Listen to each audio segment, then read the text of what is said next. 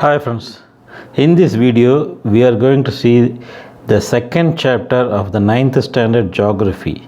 The title of the chapter is Physical Features of India. In India we see lot of terrains. Some region is hilly, some region is plain, some region is very rugged, some region is desert, some region is plateaus, some region is island. So you all must be wondering how all these regions with various variations have formed. Now we are going to read about all those things. We find different types of rocks. Some are very hard like marble, which is used in Taj Mahal, and some are very soft like soapstone, which is used for making talcum powder. Remember these words: marble is used in Taj Mahal and soapstone is used in making talcum powder. Okay, these may be questions. Soapstone, which is very soft. Okay, the color of the soil varies from one place to another because soil is formed out of different types of rocks. Okay, so have you ever thought about the causes of this variation? So we see the color variations happens due to various reasons. Now we also will be seeing about those reasons for the variations in the color. India is a large landmass formed during different geological periods.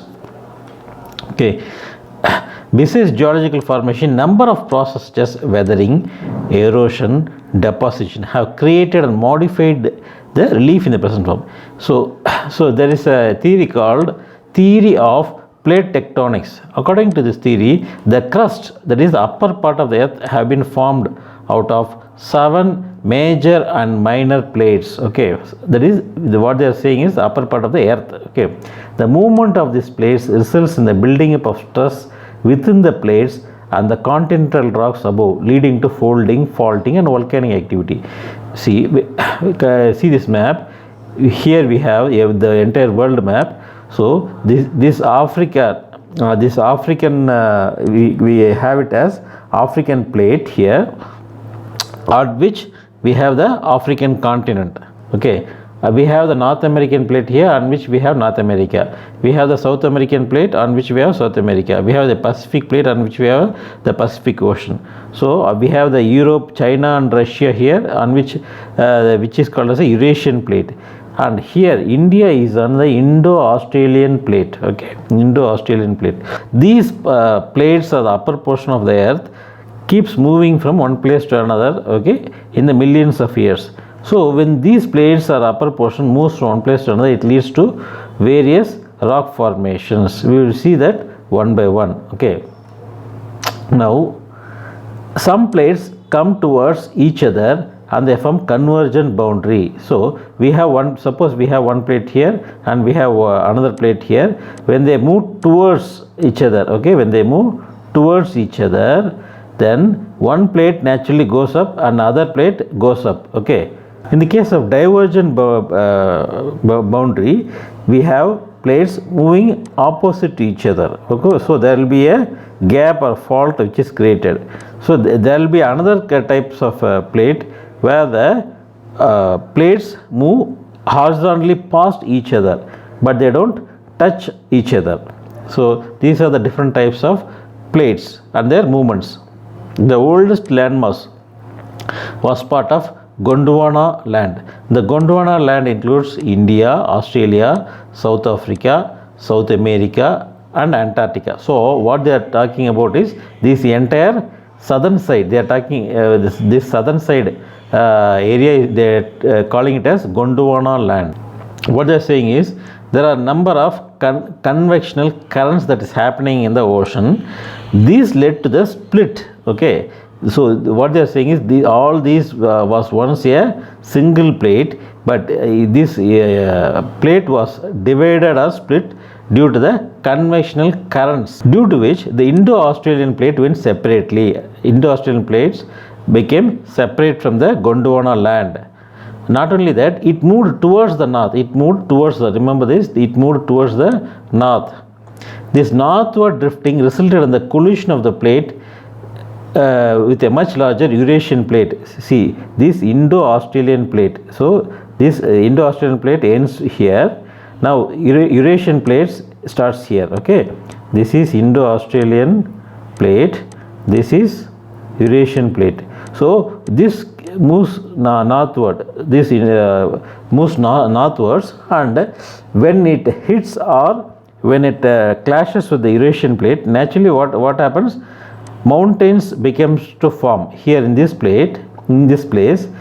A lot of mountains are there, that is Himalayas and other mountains, a lot of peaks are there. These are called fold mountains which formed, and we also have a, scientists also say that these Himalayas keep rising 2 to 5 millimeter every year. So you must have heard about that. So all this is because this Indo-Australian plate keeps moving to north and also hits the Eurasian plate. So due to the pressure, the mountains keep rising. This folding of mountains is called tethys. So what they are saying is, due to the formation of the fold mountains, from the point of view of geology, the Himalayan mountains forms an unstable zone. The whole mountain system of Himalaya represents a very youthful topography. Why they call it as youthful topography? Because every year, due to the movement of the plates, the Himalayan mountains keeps rising. So it is called as youthful topography. With high peaks, deep valleys and fast flowing rivers, the northern plains are formed of alluvial deposits. Remember this word? Northern plains are formed of alluvial deposits. The peninsula plateau is composed of igneous and metamorphic rocks with gently rising hills and wide valleys. So this peninsula plateau does not have very high rising mountains or hills as in the northern plain, but they have igneous and metamorphic rocks. So when they ask what is the rocks that is available in peninsula plateau, you have to write it as igneous and metamorphic. So what is the type of rock that is available in the Himalayas means you have to write it as sedimentary rocks. Okay. So major geographical divisions. So this is very important. So there are 6 geographical divisions. We will see one by one. First we will take the Himalayan mountains. The Himalayas geographically young and structurally fold mountains. So remember this is structurally fold mountains. So they may, in the choice, they may give different types of mountain types. You have to choose fold here. Okay. These mountain ranges ran in a west-east direction from the Indus to Brahmaputra. The Himalayas, so you must have seen the map. See, the Indus is here on the left hand side, Brahmaputra is on the right hand side. See, this is Brahmaputra. Okay, here Brahmaputra is called as Zhangpo in China. So from China it flows into India in the name of Brahmaputra. Okay, it flows inside India in the name of Brahmaputra. So these mountain ranges range from west to east, from Indus to Brahmaputra. So that, okay, the Himalayas represents the loftiest and one of the rugged mountain barriers in the world. Why they call it as barrier? Rugged mountain barriers of the world. Barrier means actually something which stops. So these Himalayan mountains actually acts as a barrier or helps to prevent or separate from India and China. Okay, so it does not allow the enemy to come easily into our country. Okay, it acts as a barrier. That's why we call it as a rugged mountain barriers of the world. They form an arc which covers a distance of about 2,400 kilometers. So why they call it as an arc? See, this shape is like an arc. The mountain shape is like an arc. Okay. Their width varies from 400 kilometers in Kashmir to 150 kilometers in Arunachal Pradesh. So here they are saying 400 kilometers width. Here it is 150 kilometer width. Here this is 150 kilometer width. The altitude variations are greater in the eastern half than those in the western half. See, altitude variations are greater in the eastern half. So eastern half is near this place. Okay, eastern half. The Himalayas consists of 3 parallel ranges in its longitudinal extent. A number of valleys lies in between these ranges. The northernmost range is known as Great or Inner Himalayas or Himadri. Okay, so it has mainly 3 parallel ranges. Okay, in these ranges we have a lot of mountain peaks, etc.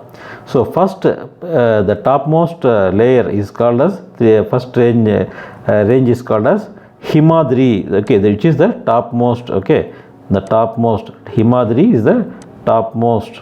It is most continuous, consisting of loftiest peak with an average height of 6,000 meters. Okay, average height 6,000 meters of the Himadri. It contains all the prominent Himalayan mountain peaks. See here they have given what are all the mountain peaks that is in the Himadri. Okay, so here we have nearly, see, Mount Everest, we have heard Mount Everest, Kanchenjunga, etc. So so many other names are here. Some are in India, some are in Nepal. The folds of Great Himalayas are asymmetrical in nature. What is this asymmetrical in nature? So what is symmetry? Symmetry means, suppose we have a division here, we have a line here. So when we have, suppose when we have a square here, if it is similarly on the other side, suppose we have a human body, what we have on the left hand side, it is similarly on the right hand side. Okay, one leg, one eye, etc. when we divide it, so that is called symmetrical. So when we don't what is on the left side is not exactly similar to what is on the right side, then we call it as a asymmetrical. Okay, so what is on the left side is one shape, what is on the right side is, if it is a different shape, then we call it as asymmetrical in nature. The core of this part of the Himalayas is composed of granite. Okay, so this Himalaya is mainly composed of granite. It is perennially snow-bound. Perennially means permanently. Okay, perennially snow-bound. A number of glaciers descend from this region. Glaciers means hard snows. Okay, descend from this range. Okay, the range lying to the south of Himadri forms the most rugged mountain system and is known as Himachal or Lesser Himalaya. Okay, so first we have Himadri, then we have Himachal. Okay, this is called as Greater Himalaya. First is Greater Himalaya, then second is Lesser Himalaya. Okay, Lesser Himalaya. The ranges are mainly composed of highly compressed and altered rocks. The altitude varies from between 3,700 and 4,500 meters, while the Perinneal range forms the longest and the most important range. Okay, there are several ranges here. Among this, in the Himachal or Lesser Himalaya, Perinneal range. Okay, the Dauladar and the Mahabharat ranges are also prominent ranges. So there are three important ranges in the second thing, that is Perinneal range, Dauladar and Mahabharat. Out of this, remember this, Perinneal range is the longest. See, remember the word longest. This range consists of a famous valley of the Kashmir, the Kangra and Kulu valley in Himachal Pradesh. This region is known for its hill stations. The outermost range of Himalaya is called shivaliks. So first we had Greater Himalayas, okay, which is called as the Himadri. Then we have Lesser Himalayas, which is called as Himachal. Okay, then we have the third pass, that is, which is called as the shivaliks. Greater Himalayas, Lesser Himalayas and shivaliks. For example, the part of the Himalayas lying between Indus and Sutlej have been traditionally known as Punjabhimalaya. See, the region between Indus and Sutlej. So the Indus is here, Sutlej is here. So the region lying between Indus and Sutlej is called as a Punjab Himalaya.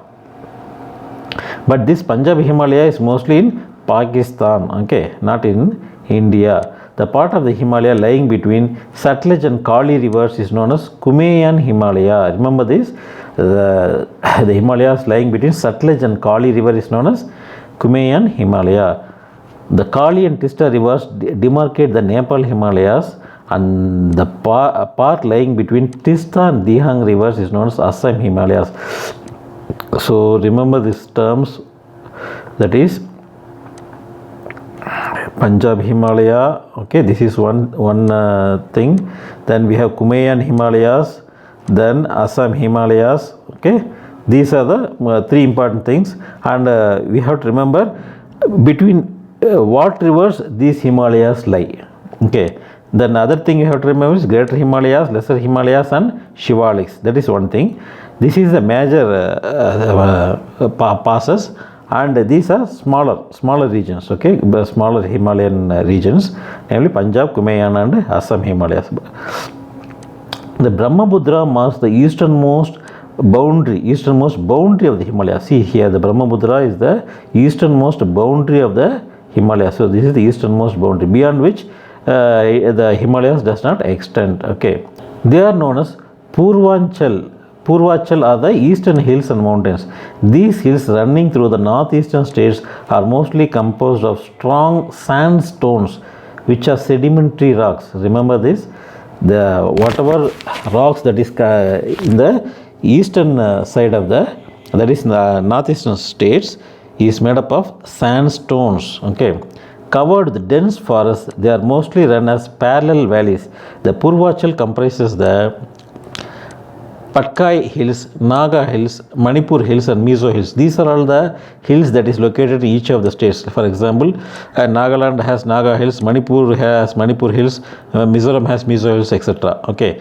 The northern plain has been formed by the interplay of three major rivers, namely Indus, Ganga and the Brahmaputra, along with their tributaries. What are tributaries? Tributaries are the rivers which flow from the main river. Suppose if this is the main river, tributaries are those which flows from the main river. Okay, or secondary rivers can also be called as tributaries. Okay, this plain is formed of alluvial soil. The plain, okay, wherever Indus and Ganga flows and also the tributaries flow, whatever region that is this region is completely filled with alluvial soil.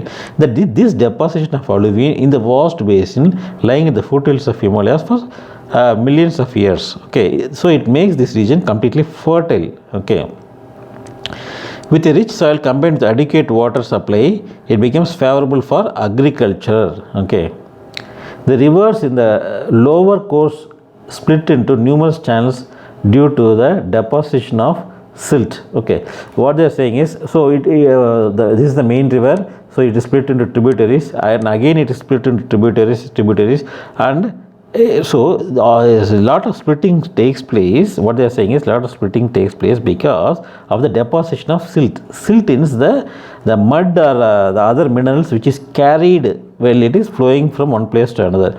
So when it flows from one place to another, it carries a lot of muds. So when they form the small mountain like structures, naturally the rivers will not be able to flow straight. Naturally it will take different types of routes or courses. So that's why the rivers split. Okay, due to the rivers, that's why they are saying the rivers split due to silt. Okay, silt. These channels are known as distributaries. Okay, these division of rivers, okay, due to the deposition of silt creates distributaries. Okay, distributary, it gets distributed into small divisions or small passages through which water keeps flowing. The northern plain is broadly divided into three sections. We are talking about northern plain, but that itself is divided into three sections. Okay, the western part of the northern plain is referred to as the Punjab plain. Okay, Punjab plain formed between Indus and its tributaries. So first we have seen Punjab plain. The second we are seeing Ganga plain. Okay, which is Ganga plain extends between Gagar and the Teesta rivers. Okay, it spreads over the states of northern India, Haryana, Delhi, UP, Bihar, Jharkhand, West Bengal, etc. The northern plain. The next is the northern plain, generally described as a flatland, but it is not true. These vast lands have various diverse relief features. Okay, the rivers, after descending from the mountains, deposit pebbles in a narrow belt of about 8 to 16 kilometers. So these rivers travel hundreds and thousands of kilometers, and they, while traveling from one place to another, it carries a lot of stones and it gets converted to pebbles. Okay, and deposits in the slopes of shivalik. It is known as barber. Okay, so this deposition of pebbles, remember this words, pebbles. Okay, pebbles. The rivers, after descending mountains, deposit pebbles in the narrow belt in the slopes of shivaliks. It is known as BHABER, barber. All the streams disappear in the barber belt. These streams, okay, so this barber belt or region and the shivalik is completely filled with a lot of pebbles or small stones. Okay, So once the water comes to this region, it disappears or becomes invisible at this region. Okay, it is not actually invisible. The water goes below that part. South to this belt, the streams and rivers re-emerge and create a wet, swampy, marshy region known as terai. Okay, so once the water comes from here. Okay, water comes from here. It flows through various places, and then we have a place called shivalik. Here lot of pebbles is formed. Lot of pebbles get deposited. So water which is coming here goes under it and it re-emerges in the southern side. Okay, that's what they say, south of this belt. So this is the northern, from the northern side water flows. In the south of this side we have the water re-emerge. Okay, water comes out, or we will be able to see, because in the southern side there are no pebbles, so that's why we are able to see it again. So this region is very swampy, marshy. Swampy, marshy means very watery. Okay, and this is called as terai. This was thickly forested region full of wildlife, and we have a national park called Dudhwa National Park in this region. The largest part of the northern plain is formed of older alluvium. So we have seen three types of plains: Punjab plain, number one, the Ganga plain, and the northern plain. The northern plain is formed of mainly older alluvium. They lie above the floodplains of the rivers and the present terrace like feature. This is known as Bangar. The soil in this region contains calcareous deposits known as kankar. When they see a terrace like structure, when they see the word terrace, okay, see the word terrace like structure.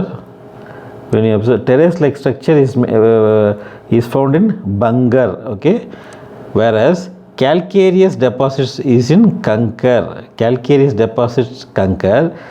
Terrace like deposits in Bangar, Bhangr. Okay, younger deposits known as Khadar. Younger deposits known as Khadar. Remember these words, you have to just write it here. Okay, calcareous deposits kankar. Okay, younger deposits Khadar, and terrace like features Bangar. All this you have to write it here in these spaces in the book. Okay.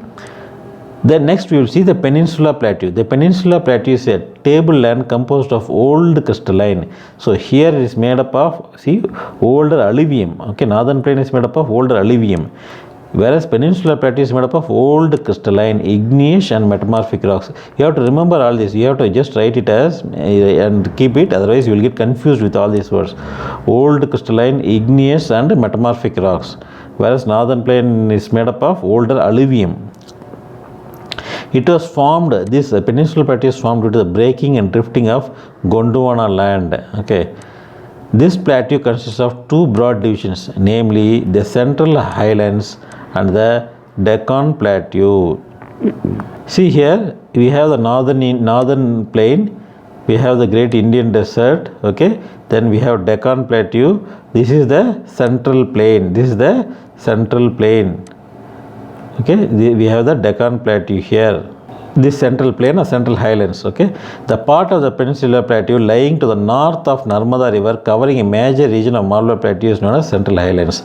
So Narmada River, you see in this map, Narmada River is here. This is Narmada River. So this is Narmada River. So north of Narmada River, this region is called as Central Highlands. Okay, this region lying to the north of Narmada River is called as Narmada and Tapti, two rivers. So this is Narmada River, this is Tapti River. Okay, the region lying north of Narmada River is called as Central Highlands. Okay, now to the south of region lying to the south of this Tapti River is called Deccan Plateau. The Vindhya range is bounded by the Central Highlands on the south, Aravalis in the northwest. Okay, so on the eastern side of the Central Highlands we have Bundelkhand and Bagelkhand. The Chota Nagpur Plateau marks the further eastward extension drained by the Damodar River. Chota Nagpur Plateau. See here, Chota Nagpur Plateau. Okay, so we have Bundelkhand and Bagelkhand somewhere here, I think, somewhere here in this place. The Deccan Plateau is a triangular landmass. Remember this? Deccan Plateau is a triangular landmass that lies to the south of the river Narmada. The Western Ghats and the Eastern Ghats mark the western and the eastern edges of the Deccan Plateau respectively. Western Ghats lie parallel to the western coast. Okay. So now we are seeing the Western Ghats. Now we will see just see it in the map. Okay. This is the Western Ghats, completely Western Ghats. So now this is the Eastern Ghats. Anaimala Hills you see here. Then we have Cardamom Hills. The Western Ghats are higher than the Eastern Ghats. So remember this, Western Ghats are higher than the Eastern Ghats. That's why water flows from the west to east. Their average elevation is 900 to 1600 meters as against 600 meters in the Eastern Ghats. So in the western side we have mountains up to 1600 meters in the west, whereas in the eastern side we have only hills up to 600 meters. So water flows in this direction. Okay, water flows in this direction. The Eastern Ghats are discontinuous and irregular, okay, are dissected by rivers draining into Bay of Bengal. So Western Ghats are continuous mountains, whereas Eastern Ghats are discontinuous mountains. The Western Ghats cause orthographic rain by facing the rain-bearing moist winds to rise along the western slopes of the Ghats. The Western Ghats are known by different local names. The height of the Western Ghats progressively increases from north to south. So in the northern side, from the northern side, okay, the Western Ghats, the height of the mountains increases. So height of the mountains here is very higher compared to here. So on the southern side the peaks are very high. The highest peaks include Anaimudi. So Anaimudi is the southernmost point. Okay, southernmost point, Anaimudi and Doddabedda. Okay, the Mahendragiri is the highest peak in the Eastern Ghats. One of the most distinct feature of the Peninsular Plateau is the black soil. They will ask, what is the question? What is the most peculiar feature of the distinct feature of the Peninsular Plateau? We have to write it as it is composed of black soil known as Deccan Trap. This is of volcanic origin, hence the rocks are igneous. So if it is igneous, you have to immediately conclude that it is a volcanic rock. These Aravalli ranges are highly eroded hills and found as broken hills. They extend from Gujarat to Delhi in a southwestern northeastern direction. So when they say which is the highly eroded hill or broken hill, you have to write it as Aravalli Hills. Now we will see about the Indian desert. The Indian desert lies towards the western margins of the Aravalli. So we have seen the Aravalli Hills on the side. So this desert lies on the western side. So this is desert. This is the Aravalli Hills. Okay, Aravalli Hills. Okay. So the desert lies in the western side of the Aravalli Hills. This region receives very low rainfall, below 150 millimeter per year. This is arid climate with low vegetation. River that is flowing this desert region, Luni. Now we will see the coastal plain. The Peninsular Plateau is flanked by stretch of narrow and coastal strips. Okay. When they are saying coastal plain, that is the region just near to the sea, running along Arabian Sea to the west and Bay of Bengal to the east. The western coast, sandwiched between the Western Ghats and the Arabian Sea, is a narrow plain. Okay, when they say western plain, see here in this map. Okay, so we have a mountain. Here, and we have this ocean here. So the small region that is lying in this place called western plain. Now we have Eastern Ghats. The region lying between Eastern Ghats and the ocean is called as a Eastern Plain. Okay, that is the coastal plain consists of three sections. The northern part of the coast is called Konkan Coast between Mumbai and Goa. The central stretch is called Kannad Plain, while the southern part is referred as the Malabar Coast. Remember this. The plains along the Bay of Bengal are wide and level. So you must have seen that in the Bay of Bengal region, the plains are very wide actually, whereas in the western side it is very narrow. The plains along the Bay of Bengal is referred to as the northern Sirkar, while the southern part is known as Coromandel Coast. Okay, so here we have the even in this eastern plains we have, okay, this colors northern circar. See, this is colors northern. If we divide this into eastern coast into two divisions, on north and south, we call this a northern circar, and here we call it as this Chennai and region and part of Andhra Pradesh is called as Coromandel coast, northern circar and Coromandel coast.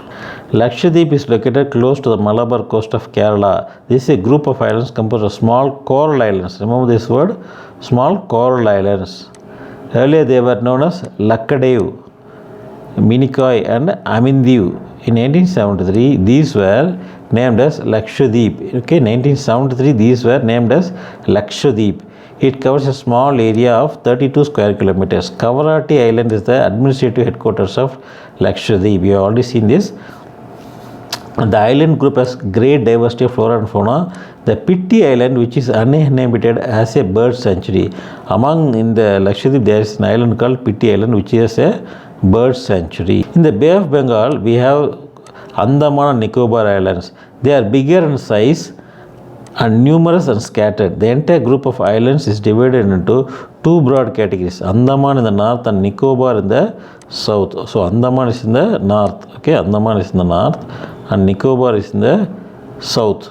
It is believed that these islands are elevated portions of submarine mountains. These are elevated portions of a submarine. So remember these mountains, types of mountains, submarine mountain. These island groups are of great strategic importance to the country. What is strategic importance? Because that is strategically means militarily, okay. So this is useful for Indian Navy to place its ships and for Indian Air Force to have its flights and also to guard the boundaries of the country. That's why it's called as strategic importance, okay. There's a great diversity of flora and fauna, okay, birds and animals. These islands lie close to the equator and experience equatorial climate. Okay, when they say equatorial climate, that is days and nights are equal, okay, and climate is also not either too cold or too hot, and they have thick forest cover. Choose the right answer from the following alternative. Land mass bounded by sea on the three sides is referred as peninsula, okay. When a land mass is bounded on three sides by sea, it is called as peninsula. It is known to everybody. The mountain ranges in the eastern part of India, forming its boundary with Myanmar, is called as Purvanchal. See, Purvanchal comprises the Patkai Hills, Naga Hills, Manipur Hills and Mizo Hills. See here, Myanmar. So this mountain ranges, Myanmar is close to this. So this is the Myanmar should be the right answer. That is Purvanchal should be the right answer.